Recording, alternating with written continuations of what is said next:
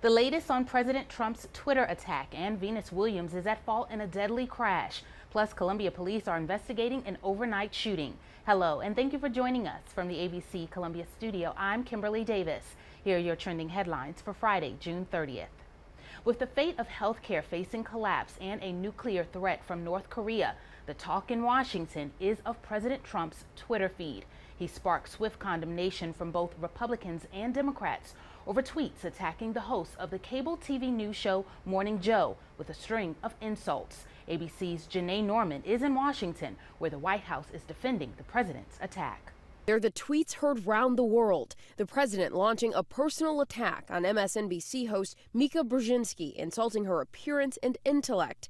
And a pair of venomous tweets calling her low IQ crazy Mika, saying that she and co-host Joe Scarborough came to visit him in Mar-a-Lago in December and, quote, she was bleeding badly from a facelift. I said no. The string of insults came after Brzezinski criticized the president on her show, mocking him for having, quote, teensy hands. The anchor responding this morning. You know what? I think it's been fascinating and frightening and really sad for our country. My father just passed away. My mother had 2 heart attacks. My daughter just lost a friend. Those are the things I'm really worried about. President's tweets, whether they're personally aimed at me or aimed at me in some way, that doesn't bother me one bit. It does worry me about the country. The White House defending the attack, but in person, President Trump not willing to defend his own tweets. Mr. President, do you regret your tweets this morning at all? Still, Democrats pouncing. Stop the disrespect.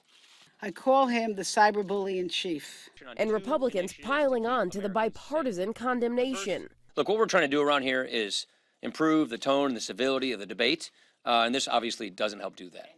The tweets also reigniting the controversy over Trump's attitudes towards women. I think it's so blatantly sexist, I don't even know that there's a question about it. Mika and Joe also hit back hard with a column in the Washington Post denying the president's claims and writing about his, quote, continued mistreatment of women, saying America's leaders and allies are asking themselves yet again whether this man is fit to be president, saying he, quote, is setting the poorest of standards for our children.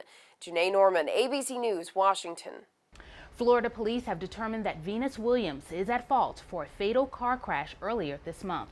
Williams told police traffic stalled her vehicle in the median of an intersection in Palm Beach Gardens, Florida. A police report says after the light turned green, Williams's vehicle was struck when she cut in front of another vehicle while trying to weave through the intersection.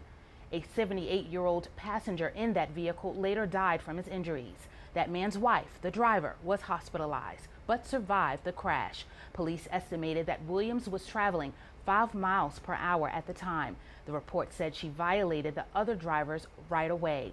There was no mention of Williams being cited or charged. Her attorney said in a statement that she gives her deepest condolences to the family. Columbia police are investigating an overnight shooting on Falling Springs Road. Details are limited at this time, but according to a tweet from CPD, 1 person has been charged in connection to the shooting. Stay with ABC Columbia for the latest developments in this story.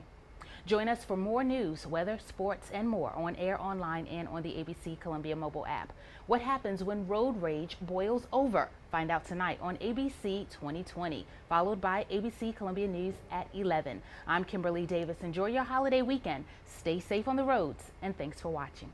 We've all seen it, lived it, been in fear of it, but never this close. She just hit her car. She just hit her car. Now tonight, see firsthand, caught on video, what happens when road rage boils over and explodes into Fury Road. It's what you have to see before your family hits the road this 4th of July. How bad can these road rage confrontations get? Well, it's murder. The stunning must-watch 2020 tonight at 10/9 Central on ABC.